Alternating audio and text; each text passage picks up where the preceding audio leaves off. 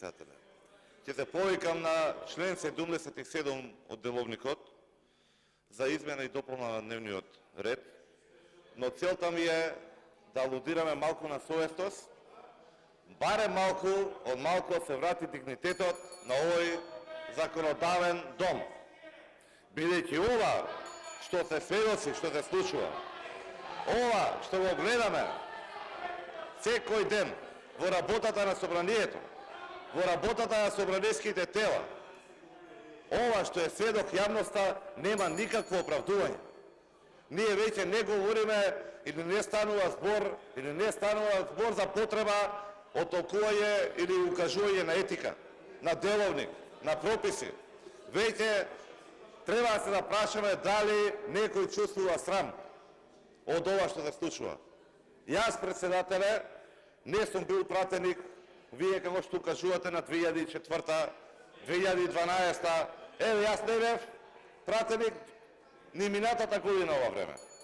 Но за овој период овде, некој да ми кажуваше дека ќе можеме да сведочиме во парламентот на вакви правни акробации, импровизации, подместувања, немаше да верувам.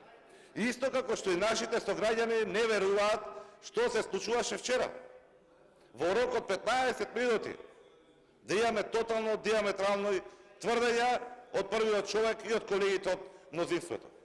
Не е проблем деловникот за кој што председателот упорно укажува дека гласал за него. Никогаш не е бил. Проблемот се толкувањата. Што истите зборови, кога станува збор за потребите и нарачките на мнозинството и владата, значат едно, сосема друго кога укажува опозицијата. А не треба така да биде. Не треба да се гази по прописите, не треба да се гази по деловникот. Оваа пракса ќе биде многу лоша. Ни се смејат, во јавноста вчера имав 10 реакции. Како вика можеше да дозвола да гласа на невидено? Еве, влезете во системот и сега ќе видите не се отвараат документите. Но некои се отвараат.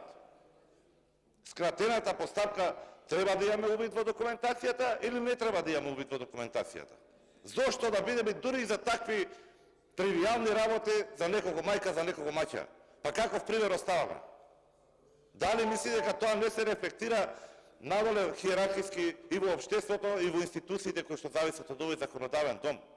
Затоа и велам, мислев 14-та точка, на 16-та бидејќи се повика веќе колешката. Нека биде 16. Никола